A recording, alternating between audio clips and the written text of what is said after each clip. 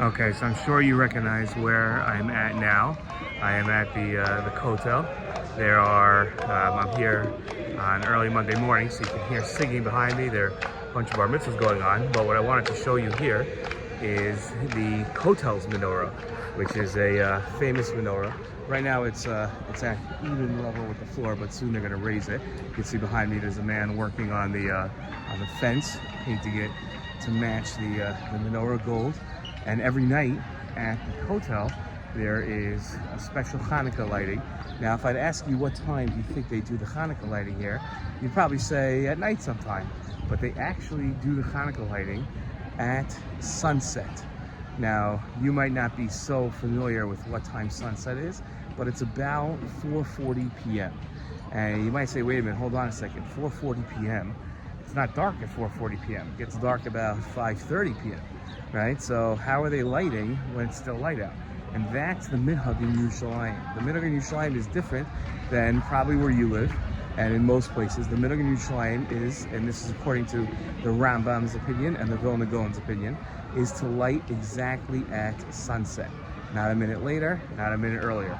And they light exactly at sunset, and you might say, well, it's not night, so, and if the candle's only lit a half an hour, it could be that the candles aren't even lit at when it gets dark out.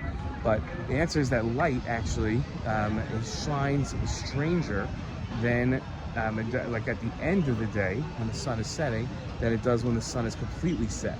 Matter of fact, that's true. And the whole idea of lighting the candles is that you'll notice the candles and you'll be mefarsim, you'll publicize the miracle. So we want to light it at a time where it's ideally noticeable, and that actually is during the day.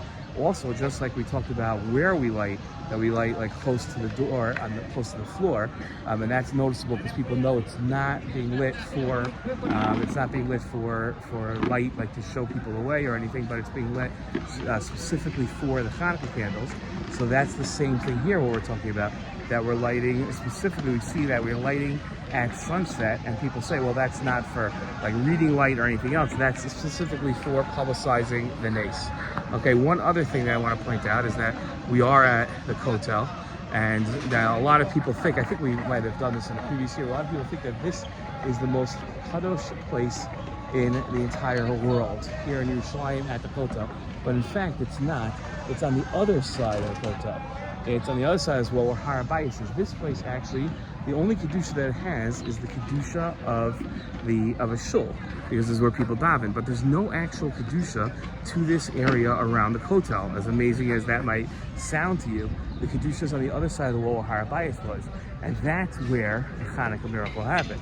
Right? That's when the nace happened. At the Beis HaMikdash was on the other side of this wall. This wall wasn't a wall of the Beis HaMikdash. It was the wall, the retaining wall. What that means is that when you build like a building on a mountain, it could fall off the mountain. If there's a lot of rain, it could fall off the mountain. So you build these huge walls. We do the same thing today.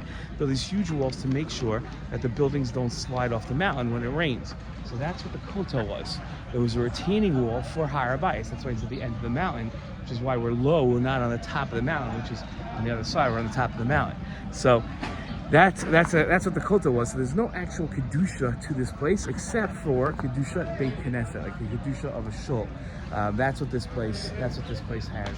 And this on the other side of the wall was where the Maccabeim, the Chashmonaim, the Kohanim went to war against the Avanim and took back the Beis HaMikdash.